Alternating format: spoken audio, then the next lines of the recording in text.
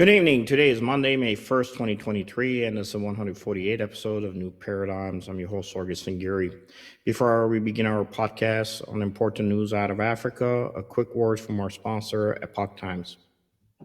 We are being censored. America's news outlets no longer provide the truth. 90% of news outlets in the United States are controlled by 6 corporations. They're not out to tell you the truth of what's happening. They're out to tell you the picture of the world that they represent. The mission of the Epoch Times is to chase the truth, to ground all statements in facts, and prevent people from being misled. The Epoch Times is independent. We're not controlled by any special interest, and we never will be. This is a battle between truth and deceit, a battle between forces that would ensnare this country in ignorance, and between a media that wants to present you with the truth. Subscribe today to our digital edition at theepochtimes.com and join the Americans who are seeking truth and tradition. Read the difference on all your devices. We'd love to have you on board.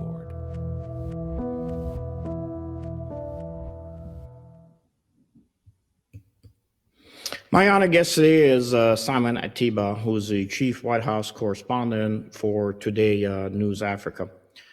He is a journalist and also a publisher based in the Washington District of Columbia. He's covering all the international relations, focusing specifically on the ties and also the interaction between the U.S. government and many African nations. Simon is a candid and a bold multimedia journalist who is from Cameroon, who recently received international attention in 2022 in a heated exchange with the current White House Press Secretary, Catherine Jean-Pierre, in his defense of independent reporting and journalism.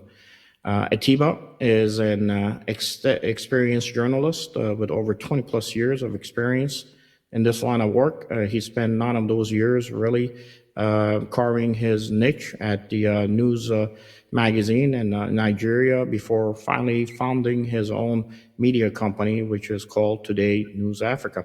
In 2015, Simon has worked as an investigative journalist in both Nigeria and Cameroon and has been arrested, given false charges based on his wonderful work.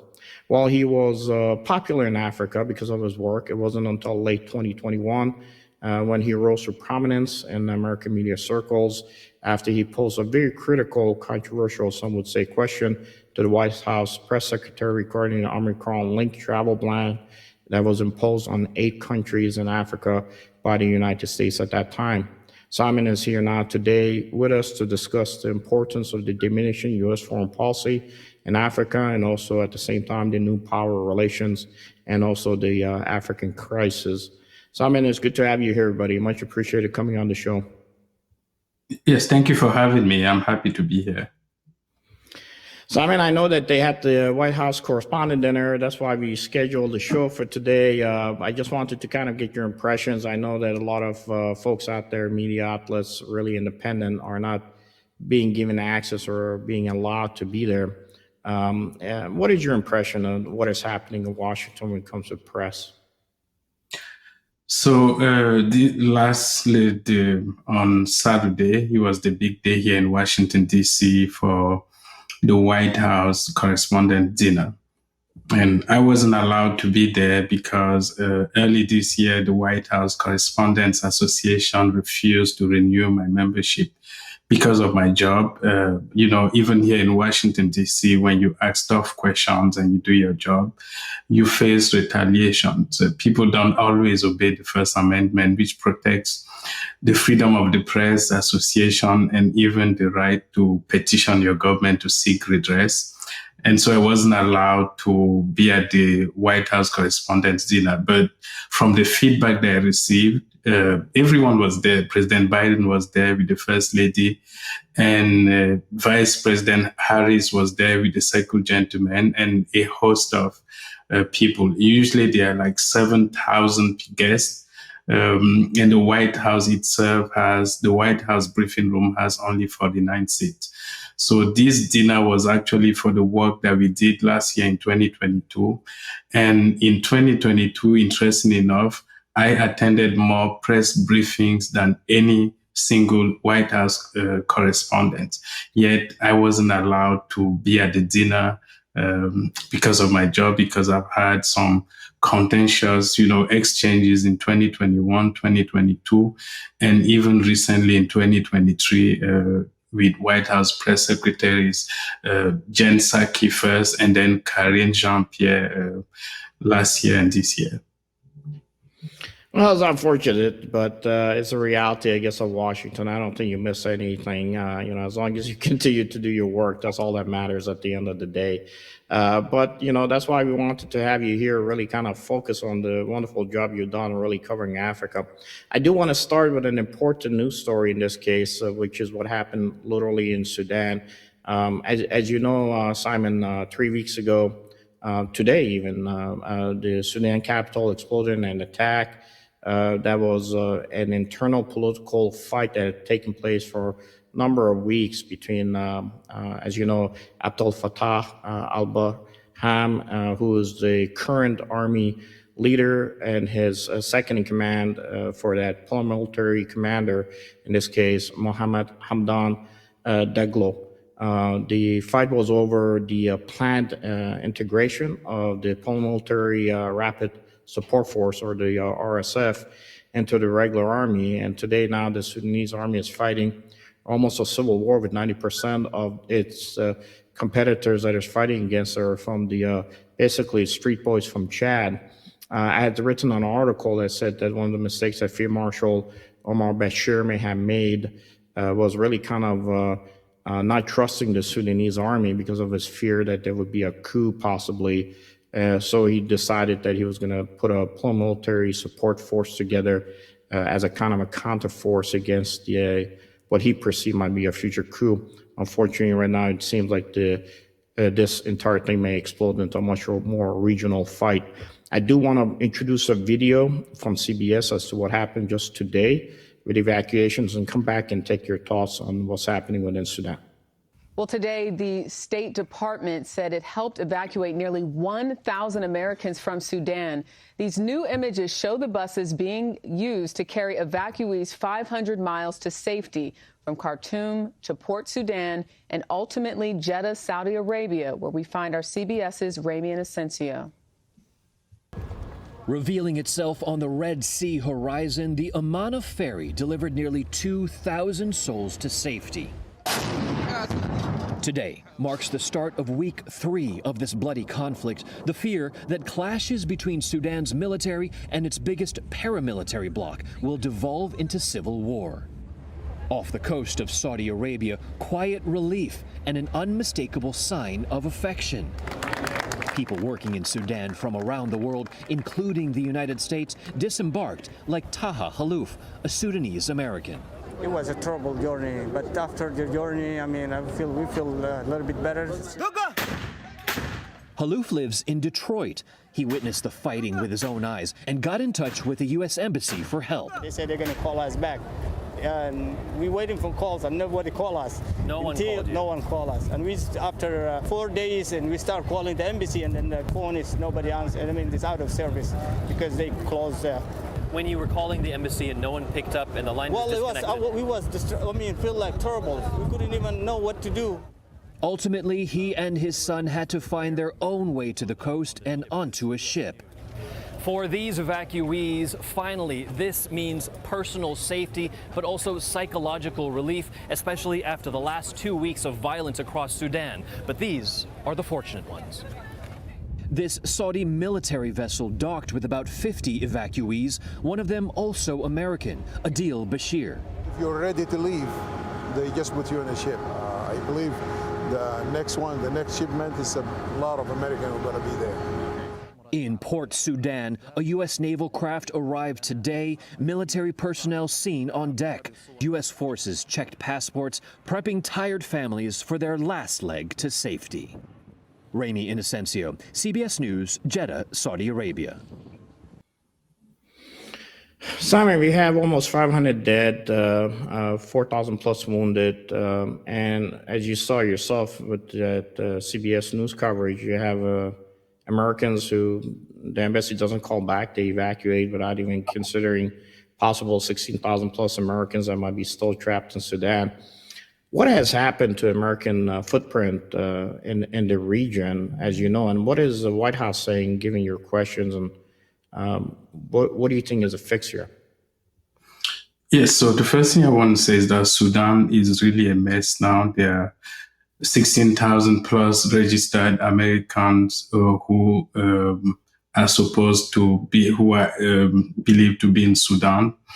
But many other Americans don't actually register when they go to foreign countries. They are not required to register. As you said, more than 500,000 people, 500 people have died. Thousands of people have been injured, and hundreds of thousands of people have been displaced. It just shows you the collapse of the American diplomacy. As you know, before this war, this war began on the 15th of April. But in March, just a few weeks before the war began, one senior U.S. official was in Sudan, and she didn't even know that a war was about to break out. And it shows you the level of how the U.S. influence in Africa and around the world is waning. And we see it in Ukraine. We saw it in Ethiopia between 2021 and 2020 and 2023, where a war between the TPLF and the Ethiopia's federal forces left more than 600,000 people dead. And, that was the biggest humanitarian crisis in the world, not in Ukraine, but in Ethiopia's Tigray region. And for 2 years, the U.S. wasn't able to bring peace to Ethiopia. And we've seen it now in Sudan. And we also see it across other African countries where several coups have taken place in Africa. Some of them with soldiers who were trained by the U.S. As you know, a few weeks ago, the head of the U.S. Africa Command was here in Washington, D.C., testifying in Congress and in the Senate. And he was asked about those specific soldiers who were trained by the U.S. Army, U.S. fund, and who eventually went back to Africa. Example in Guinea, who went there and then overthrew the government in power. So it shows you how the U.S. is unable to be the peacemaker and have that big influence that the U.S. used to have when they called for ceasefire. In Sudan, for instance, you remember for weeks, for several days, they kept asking the two forces, the RSF and the Sudanese army and the RSF to come to have a ceasefire, and no one listened to them, and people continue to die. And right now there are a lot of Americans who are still there, trapped, stranded in the war, and the U.S. initially said we're not going to evacuate them, and President Biden ordered the evacuation of the U.S. embassy in Khartoum, but there were all these Americans who are still there. The State Department says that many of those Americans don't really want to come back because they are dual citizens, Sudanese and American citizens. But as you heard from, the person, the American citizen we just listened to, many of them want to come back, but the State Department is not even returning their calls.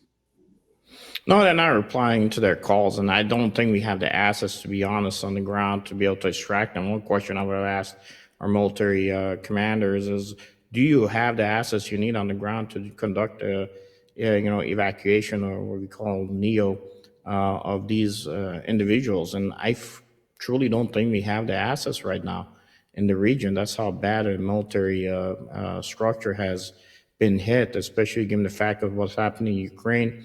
And our ability to even be able to project force structures into Sudan, into that major, what may become a longer civil war now, that's going to affect the regions. I know that the Egyptians are thinking about possibly getting involved because of the regional effects of Sudan within the, for their country, especially with what is happening with this global famine situation and the war that's taking place has put a lot of restrictions by the U.S. against any country that is working with the Russians economically, as they had done in the past. It is a reality of it. But I wanted to bring attention. I have a piece of paper here. One thing that the WHO also mentioned recently, and they were talking about the fact that there were pathogens that one of the possible militias had walked into basically the laboratory in Sudan, Khartoum, and seized it. And the pathogens there are cholera and measles that could be released and used as biological weapons. Now, the WHO warned about it. I know that in the 117th Congress, for our viewers, it's called House Resolution 7776. House Resolution 7776. And if you go to page 966 in there, I would say go to page 962, 966. Under section 3564, it says that in general, there is an authorization to be appropriated $5 billion for a 5-year period beginning on October 1st, 2022 to carry on the purposes of what it calls Section 5562, 5563, which looks at the international pandemic prevention and preparedness, financial intermediary funds for pandemic prevention, preparedness and response. And this process was supposed to create a unit, an organization that actually goes in and removes these type of pathogens from these type of conflict areas. So here we are in the previous Congress of 117, we passed a $5 billion per year, basically, authorization, and nothing happened. There was no unit that went in and extracted simply these pathogens from a laboratory that is being controlled by a couple of guys in a Toyota truck. What are you seeing in Washington? Because for us outside of DC circles, it's hard to believe that that's how disorganized Washington is. Is there any answers to the reality that their plan basically has failed, what they appropriated for $5 billion or other plans in Africa? So, Washington, D.C., people don't really acknowledge reality here. But as you said, the dysfunction is palpable. We see it at all levels. You remember last year in 2022, when the war in Ukraine began, there was a vote at the UN, and the U.S. wasn't able to convince as many African nations as they wanted to. And so in August, the Secretary of State Blinken went to South Africa to unveil the new U.S.-Africa policy. And last year, in December 2022, President Biden held the second U.S.-Africa Leaders Summit here in Washington, D.C. Because what is happening is people in Washington, D.C. Take decision, they allocate all this funding, and eventually nothing is being done. There's a big massive intelligence failure where even though billions of dollars go to the Pentagon, the CIA, and other defense and intelligence agencies, what we see is we don't really have the result on the ground. You remember a few days before October 29, 2022 last year, the intelligence agencies here in Washington, D.C. sent 2 alerts to the Nigerian embassy and the South African embassy. And they told them there was going to be a bomb attack on October 29. Yes, eventually a bomb attack took place, but it didn't take place in Nigeria. It didn't take place in South Africa. It took place 3,000 miles away in Somalia, killed 100 people and injured more than 300 others. Up till now, no one has been held accountable. And now you're talking about the biolab in Sudan, where because we didn't have intelligence, because we didn't know that war was about to break out. You didn't have anyone go there before the war broke out or even at the beginning of the war to make sure they can safeguard, they can preserve, those dangerous weapons. I know we don't have enough information about the level of those biolab. I have a lot of people sending me information and trying to tell me that it's not really that dangerous. But it just shows you the collapse of the American diplomacy, the collapse, the waste of funds that goes to all these countries. And what is happening in Sudan, we also saw it in Ukraine, where we had all these labs. People didn't even know that there were all these labs in Ukraine and got to know after Russia's invasion. No, it's funny you were talking about the weapons in Somalia and then the B-roll that we had is playing. It showed how the Chinese are selling drones to the Ethiopians in their conflict, and we're moving a lot of weapon systems through that region. I do know when I was on the ground, actually, the day after, as you were saying, the U.S. State Department official left, there was a coup. So I was there when the multi-coup took place, and I had no clue that, in this case, the State Department official had no clue that there was going to be a coup that was going to take place. When the explosion took place in Lebanon years ago in the port, we saw that there was Chinese-designed weapon systems, and also at the same time, some of the fuel that was there were for advanced Chinese missile technologies that exploded in the port of Lebanon, because it made it through the lines, as you know, through Somalia and those areas where the major weapon trades take place. And China is very active within the region throughout all the major players in the region, to include Nigeria. I do know that Nigeria just recently had its elections. What is your take with the elections in Nigeria, and what is your take about U.S. stance with the current government, even after the corruptions and numbers have been provided? It's possible that there was a lot of cheating that took place during the election. Yes. So, I used to live in Nigeria. I was born in Cameroon, but I did my college, I had my college degrees in Nigeria. I used to be there. I know Tinubu personally, the person who won the Nigerian presidential election, who is expected to be sworn in on May 29. It was not unusual for me to hear about rigging, because even when I was in Nigeria, elections have never been free and fair. But these elections seem to be even more, the level of rigging seem to be a bit more than previous election. A lot of people still contacting me and they want the U.S. to intervene, so the election took place. There's a winner who will be sworn in on May 29, but many people are unhappy with the election in Nigeria. Tinubu just returned to Nigeria a few days ago, and I saw him. I hope that he will be able to tackle many things, including inflation, which continues to rise in Nigeria, and the problem with subsidies. As you know, Nigeria is an oil-producing nation. They rely heavily on oil and gas for their economy, and I hope that they will be able to deal with the issue of subsidy, the issue of unemployment, the issue of poverty, but more importantly, the issue of electricity. In Nigeria, one of the biggest problems that companies and business people face is the lack of electricity. So you have most households use their own generating set.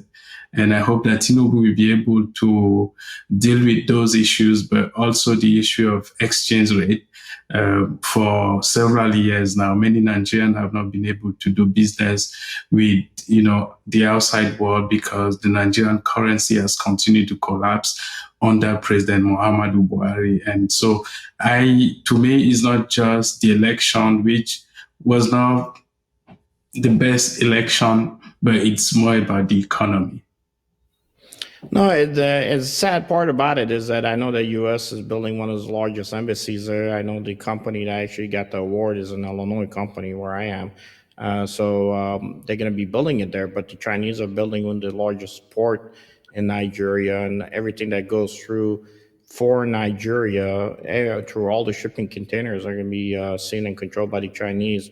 And I know that as China has done in the past, it really does put, especially even in Uganda, as on with its airport, it puts a lot of pressure on the various different governments. And in Nigeria, we've gotten the word, and there was at least a couple of reports that came out by British newspapers that it's possible that the Chinese might be actually giving money to militias that are actually targeting Christians. I mean, when we looked at those areas that the Christians were being targeted, it's looks like it's the areas that China wants to do development of its mining. So it is very much possible that it could be giving money to militias to kill the Christians, to drive them off the land in order for its conglomerates to can come in and build their capabilities there. I do want to kind of pick your brain on that. Go ahead. Yeah, I really wanted to say something on China.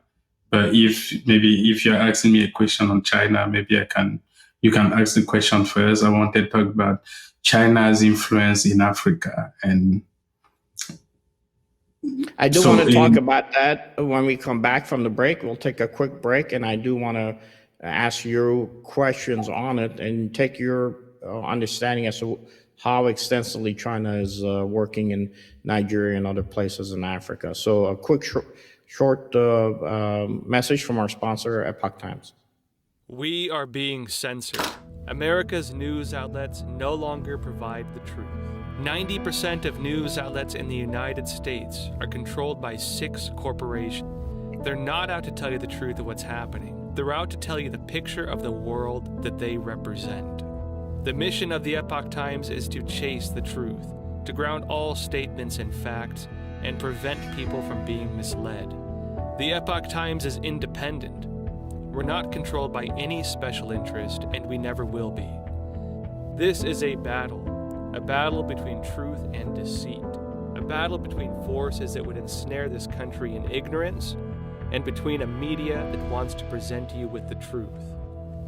Subscribe today to our digital edition at theepochtimes.com and join the Americans who are seeking truth and tradition.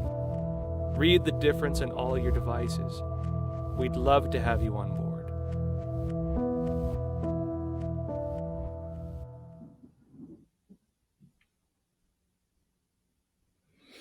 Simon, as we come out from our break, I do want to talk about China, the elephant in the room, some people would say. Your take on what is happening and how badly is the U.S. being countered by China in Africa? Yes, so in a few weeks ago, still the same head of the U.S. Africa Command, which is not actually located in Africa, but in Germany. General Langley was here in Washington, D.C. to testify in Congress. And he was asked, what is the biggest U.S. threat in Africa? And he said, China. And he highlighted 3 areas. One of the areas was the fact that China is installing military bases across Africa. But what really caught my attention was on mineral resources. The fact that 40% of the mineral resources being used by American companies come from Africa. Yet the Chinese are installing all these military bases around all those military mineral resources. So we have a situation where in a few years, the Chinese will be able to drive out the Americans, and a lot of American companies in different areas will not be able to have the same to do business because they may not have access to mineral resources. So right now, China is expanding in influence. Russia is expanding, but the U.S. seems to be retreating. China is building roads and bridges and, infrastructure, and the U.S. seems to be missing in action. And not only that, China is also spreading disinformation and misinformation against the U.S. And that's why I founded Today News Africa with a team of friends to make sure that we had stronger, we could provide accurate and relevant information, shine light on U.S.-Africa relations and interaction. And, that's why it's unfortunate that even as we try to do that, I still face all these censorship in the White House, where I've not been able to, receive a question from the press secretary in the past 8 months, including when President Biden hosted the U.S.-Africa Leaders Summit here in Washington, D.C. in December. Think about that. There were 50 African leaders who came to Washington, D.C. For those who are watching now and who may not know much about Africa, Africa has between 54 and 55 countries, depending on who you ask, the U.S., the UN, or the African Union. And when you have 50 African leaders who come to Washington, D.C. to sit down with President Biden, and yet the African covering the White House is not allowed to ask a question about the summit, even though that African has been focusing on the summit for the past 3 months before the summit even took place. It shows you the level of disrespect, not just for me, but also the level of disrespect for Africa. And that's why President Ruto of Kenya yesterday, talked about the fact that it wasn't right for all the African presidents to come to Washington, D.C. to sit with President Biden when he didn't even schedule a one-on-one meeting with any of them. So they came to Washington, D.C. They sat in a big hall. I think President Buhari had a brief one-on-one meeting with him, but, he didn't really schedule any one-on-one meeting with those people. And they spent a lot of money. Some of them could have spent up to $50 million because they come with private jet and, expensive hotels and with crews, and they send teams in advance to come to Washington, D.C. And yet, they came here, sat in a big room, and didn't even have a one-on-one with the president. And after the meeting took place, they didn't even hold a press conference to, brief people from Africa, brief us on the outcome of the meeting that took place. And so, in a way, what you see is the neglect and the level of disrespect that the U.S. has continued to show to African nations. And I'm the face of that disrespect, where I'm in the White House trying to do the right thing and saying that we need to strengthen ties between U.S. and Africa with accurate and relevant information. Yet the U.S. continues to disrespect me. The White House press secretary, Karine Jean-Pierre, and the Biden administration continue to disrespect me. And they show that disrespect to African leaders when they come to Washington, D.C. And so China moves to Africa and they begin to, they don't really care about democracy. They don't focus about human rights. But what we see is they're actually doing a lot on infrastructure development, on roads, on bridges, on things that the people actually need. And I hope it won't be too late, but the U.S. has to, go beyond the U.S.-Africa Leaders Summit that took place here in Washington, D.C., go beyond the press releases, the press statement, but actually build strong relationship with Africans, including Africans who are here in the U.S., to develop, to have a partnership and, help develop Africa with infrastructure, roads, bridges, things that the people actually need in Africa.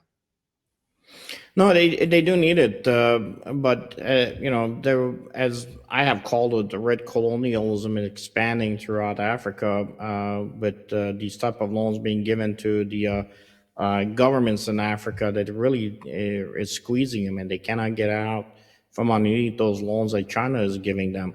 However, the unfortunate part of it is that there's a lot of American companies people may not know that are tied to really supporting some of those projects, even though they're being executed by the Chinese conglomerates. So there's American companies are making money off of it. Unfortunately, some of those American companies have a lot of lobby capabilities in Congress and are kind of pushing against it. In 2015, Simon, as we had talked, I had written an article on new power relations, and which was the title of a speech that Wang Yi had given at the Brookings Institute in 2012 when Obama was the president. And when we were expecting that there was going to be a counter by Susan Rice, who recently stepped down from the current administration, Susan Rice actually tried to see how to actualize Wang Yi's vision. And what you're seeing in Africa today, and you kind of the conflict that is taking place in also Europe, it's kind of a reset and putting the chess pieces in the positions that really Wang Yi had proposed in 2012, what Susan Rice under Obama was trying to actualize, with the possibility of a competitiveness in Africa over resources.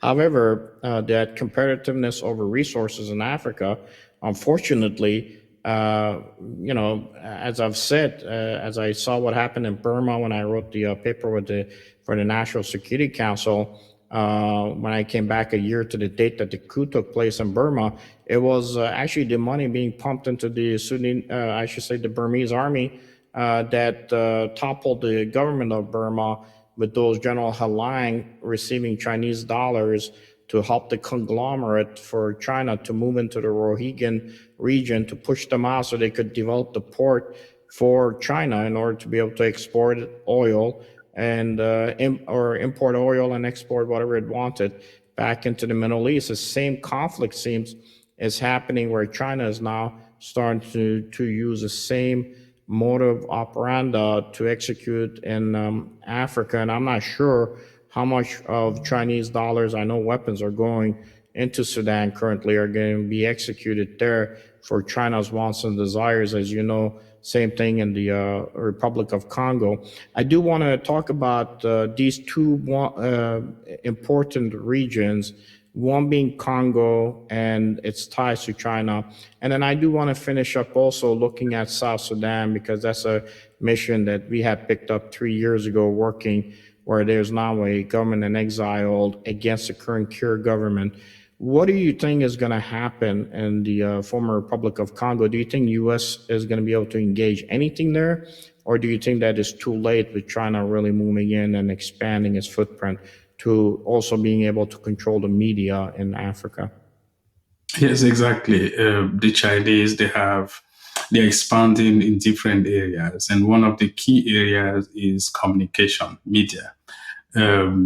They are actually funding some African media outlets.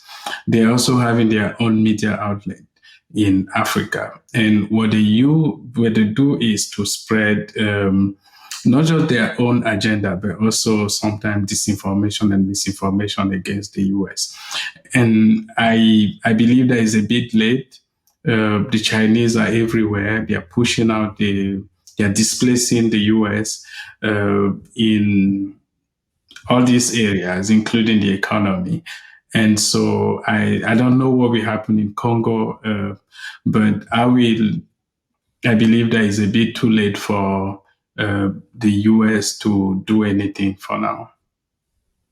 Yeah, unfortunately, I kind of felt that, I was talking to a couple of Israeli intelligence officers a couple of years ago when I was there for anti-terrorism briefing. I said there's enough resources in the Congo that you could pie the entire state of Israel with it.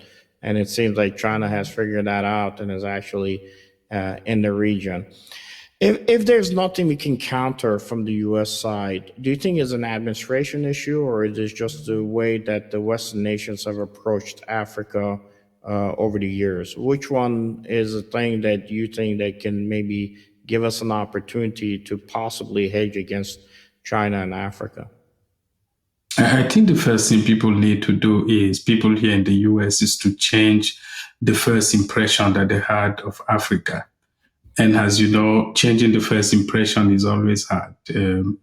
When you meet someone for the first time and the impression that you have, you don't change it, including in relationship.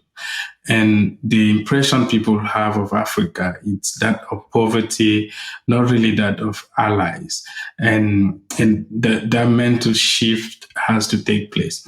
The US has to see Africa as a partner, and African nations as allies with economic opportunities, young population, 1.4 billion people, the second most populous continent, with a lot of opportunities. And then they need to approach Africa as a partner, as, trying to have partnership in the area of business, in the area of education, in different areas. What is happening now is you have the level of disrespect where, and I see it in the White House briefing room where President Biden is receiving the president of South Africa.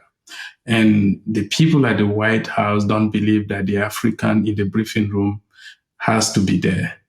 And so they won't allow us to be there when President Biden is receiving President Ramaphosa.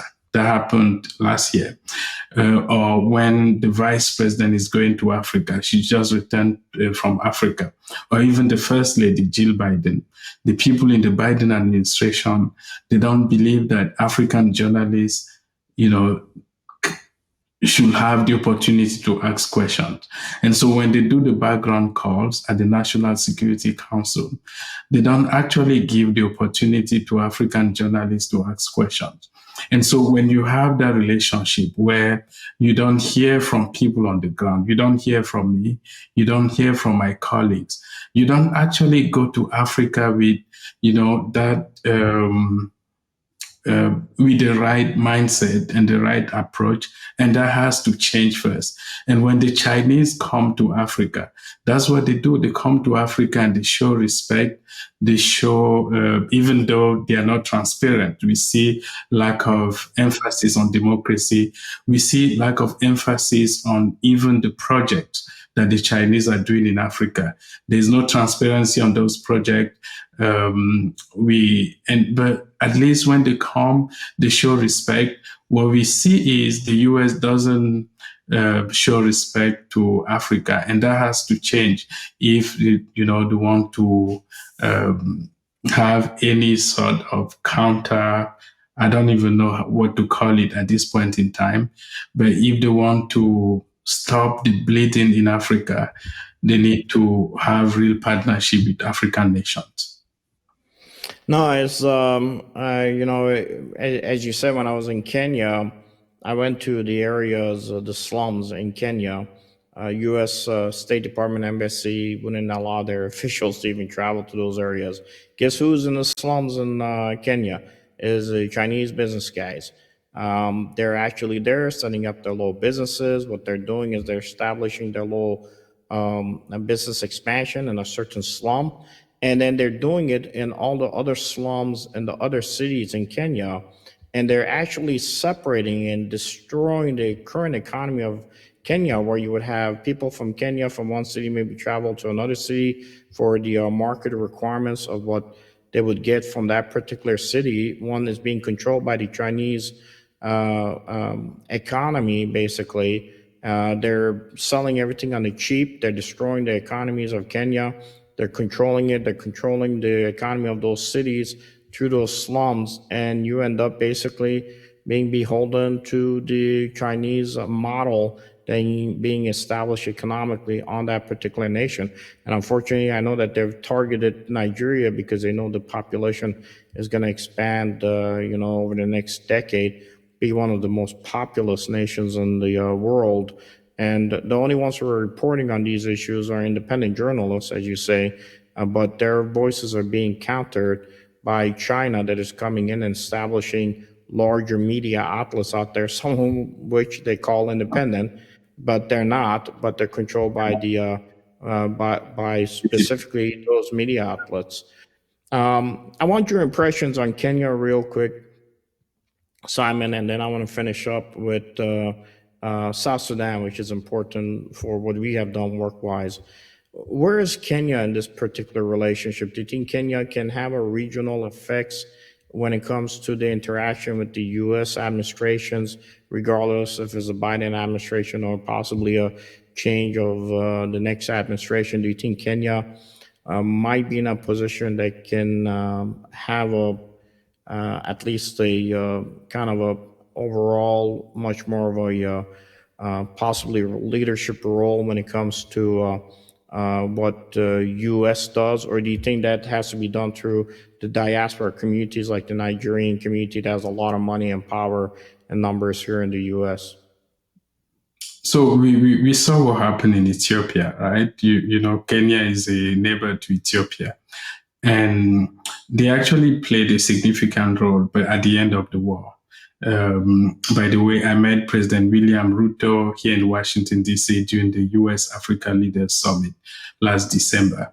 And, you know, I had the impression that he's someone who is ready to change many things in Kenya, try to, you know, have that role that Kenya should play. Kenya is one of the, you know, most powerful countries in Africa and in East Africa. But we also saw how for 2 years, the Ethiopians continued to kill themselves and Kenya wasn't able to do anything. The U.S. wasn't able to do anything. And even though President Biden received the former president of Kenya at the White House, the second president he received after the South African president.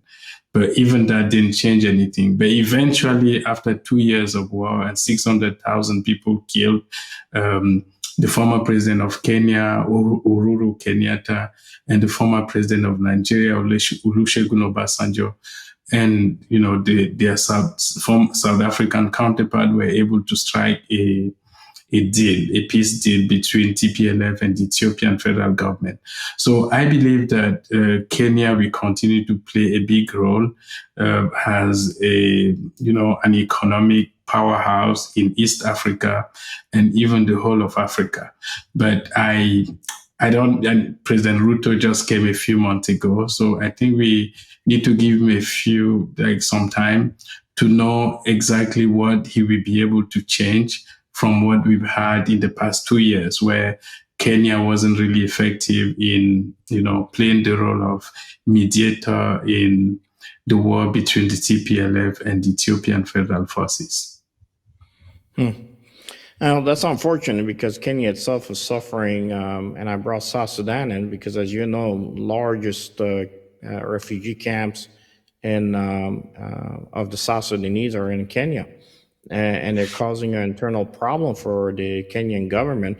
When I was there on the ground a year ago plus, it was the monetary fund that actually left, the World Monetary Fund left Kenya and went to Afghanistan because we caused such a massive problem for the globe with this possible global famine, where it's already still been projected, as we had said just a few years ago, that close to 1 million people may have just died in Afghanistan from just the famine itself.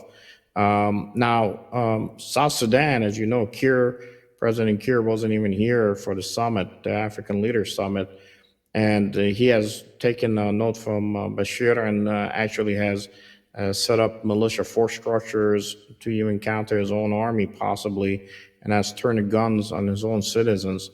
What is the fix for South Sudan from your perspective, and why is it that the U.S. still is kind of leaning towards working with Corr, even though he was really kind of appointed to the position, not elected? What is a fix to solve the issues of South Sudan? So you remember a few years ago, South Sudan was a big topic of discussion here in Washington, D.C.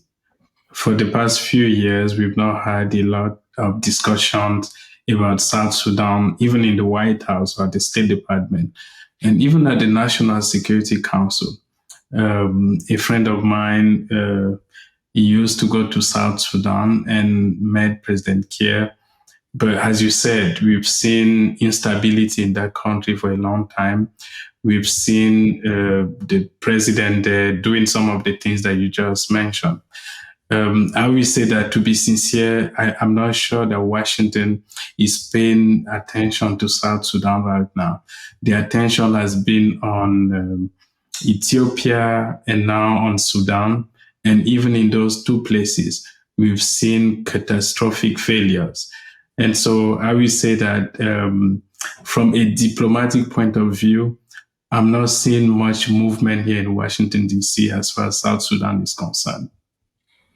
Yeah, we get the same sense. I know that Bolgai Dang has been pushing in our lobby efforts in DC. There's been meetings, but really, I don't think anything's come out of it.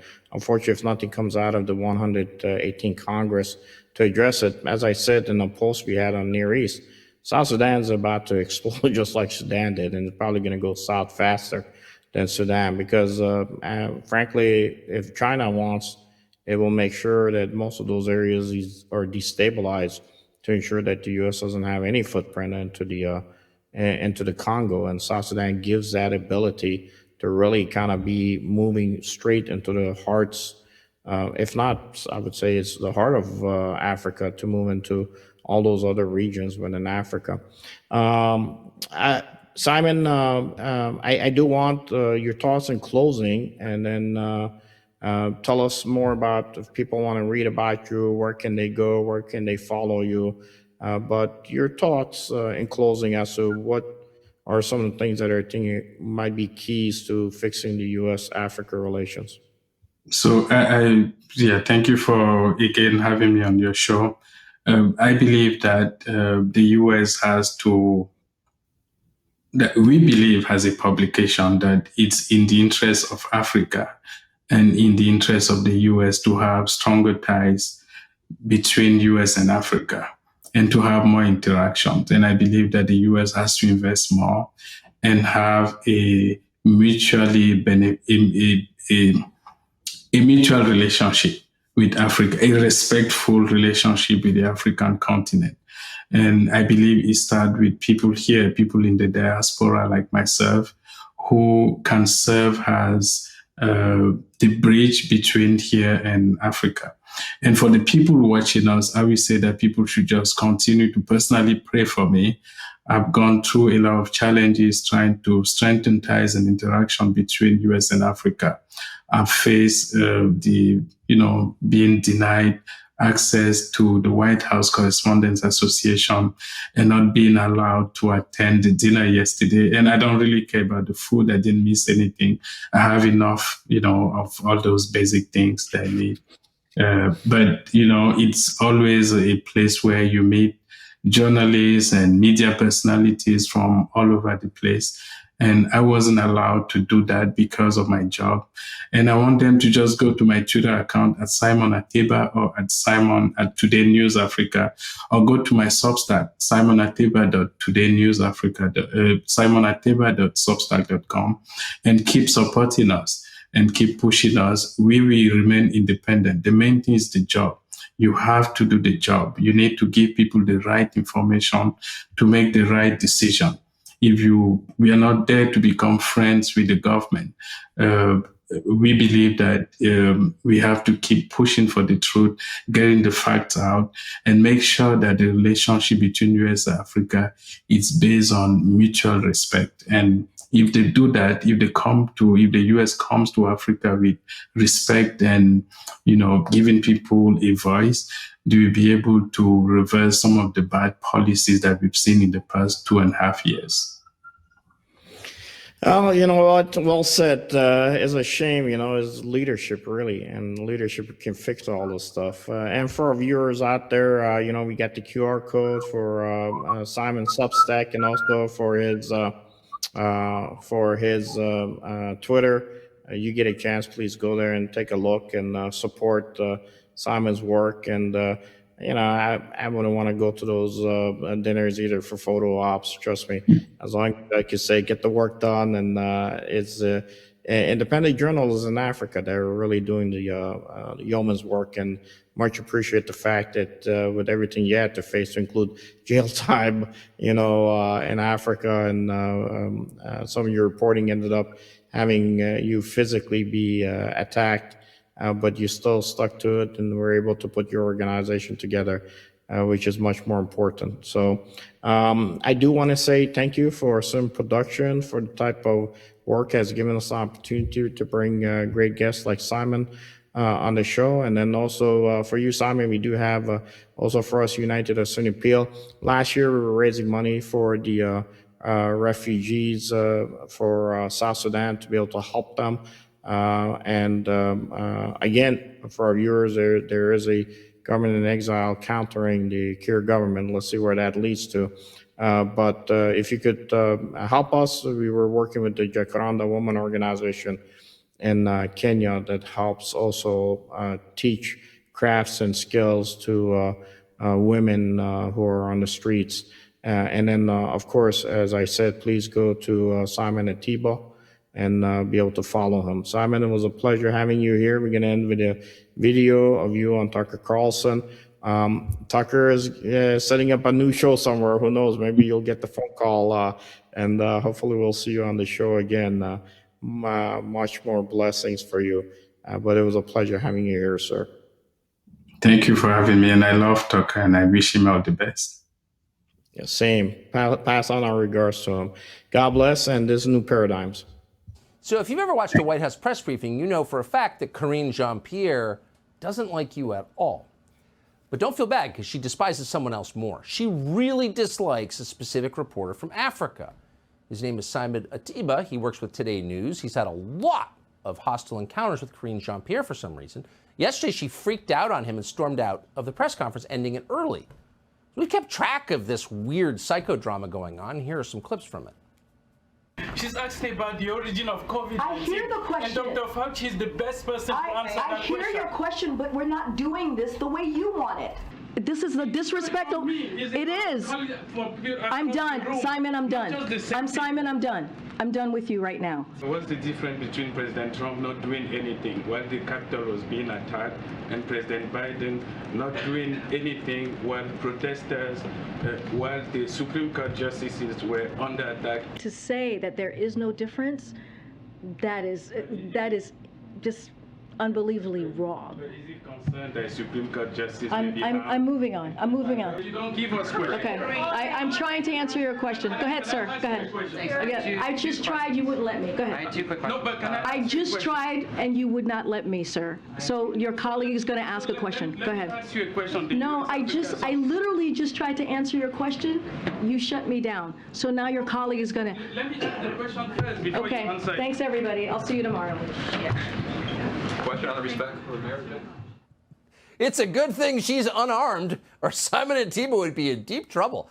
He's his correspondent for Today News Africa, and obviously kind of a hero. He joins us tonight. Simon, thank you so much for coming on. Wait, you can feel it watching that tape. She is mad at you. Why do you think that is? Yes, first of all, thank you, Tucker, for having me on your show. There's a reason why your show is the most watched show in news in the U.S., because you bring people like me. It's been a disaster, a total catastrophe, a real nightmare covering the Biden White House. Right now, I'm the voice of Africa in the U.S., but I can confirm that the level of discrimination against me and against African journalists in the White House, it's outstanding. It's disgraceful. You know, it's been 3 months that we don't have questions at the White House. Even as President Biden is about to receive 50 African heads of state in D.C. for the U.S. African Summit, she didn't even give us even a single question. I've been trying for the past 3 months. And, you know, it's shocking because she's black. She's an immigrant. I'm black. I'm also an immigrant. And she's discriminating against me more than the white people who were, the white lady who was there before. And it's shocking. She should be ashamed of herself for doing that. And it's heartbreaking. She's obviously a bigot. You can see it in her face. She really, really dislikes you. Do you suppose it's because you don't have the same views that someone who looks like you should have, in her opinion? Yes, so I believe that has to do maybe with 2 or 3 things. The first thing, I sound different. I wasn't born here. I was born in Cameroon. I speak French. I speak different languages. I don't have the American accent. I tried. I failed. and I've decided to stick with my accent. So I'm an immigrant, and she doesn't like that. And I ask tough questions. For instance, I will ask her, how is it understandable that President Biden is inviting 50 African heads of state to the U.S. who will spend almost $50 million each, and he doesn't have 5 minutes to spend with each of them. He won't have any one-on-one with any of those African presidents who are coming here in countries where money is already a big problem. Why not have this meeting on Zoom, for instance?